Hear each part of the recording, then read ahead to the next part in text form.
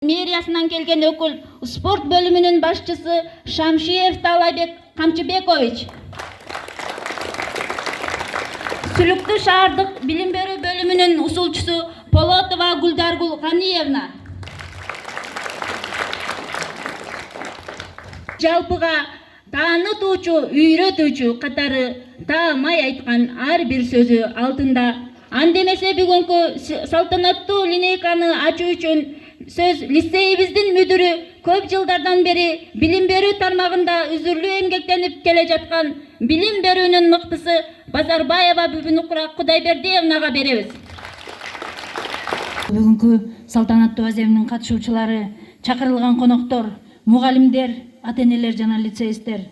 Бардыгыңыздарды 1 сентябрь билим майрамы, эгемендүүлүктүн 28 жылдыгы, шаарыбыз кенчилердин шаары болгондугуна байланыштуу кенчилердин кесиптик майрамы менен өзүмдүн атымдан, жалпы эле Токтогул атындагы номер 2 жалпы билим берүүчү техникалык лицейдин мугалимдер жамаатынын атынан кызуу куттуктап коюуга уруксат этесиздер.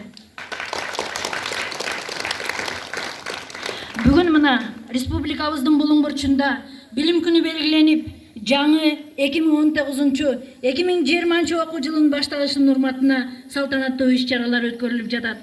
Биздин билим берүү уябыздагы окуу каналары мектеп толугу менен оңдоп түзөө иштерин жүргүзүп, окуучуларды күтүп алганга даяр. Жаңы моонду окуучуларды билимге кандыралы, жашоонун жаңы нурун жандыралы дегендей дем менен мугалимдер окуучуларын күтүп алышты. Мугалимдерди ар бир окуучунун келечеги тынчсыздандырат. Окуучуларыбыз билимдүү болсо, жүрөктөрүндө адептүүлүк, ыймандуулук, адамгерчилик уяласа, мектеп босогосун аттаган ар бир наристенин жан дүйнөсүнө ааламды тааныгандай, ааламдашууга туруштук бере алгыдай билим берсек, ак кагаздай таптаза жан дүйнөсүнө 1 сабактан баштап ыйман, адеп, адамгерчилик түшүнүктөрүн сиңирсек, биз мугалимдер өзүбүзгө коюлган чоң жүктү, жоопкерчиликти жана милдетибизди аткардык деп эсептейбиз. Биз келечекте күчтүү мамлекетибизди, коопсуз коомубузду, камкор карлыгыбызды, жаркын келечекти тилек кылсак, бүгүнкү күндөн баштап ар бир балага көңүл буруп, анын адеп ахлагына маани беришибиз зарыл.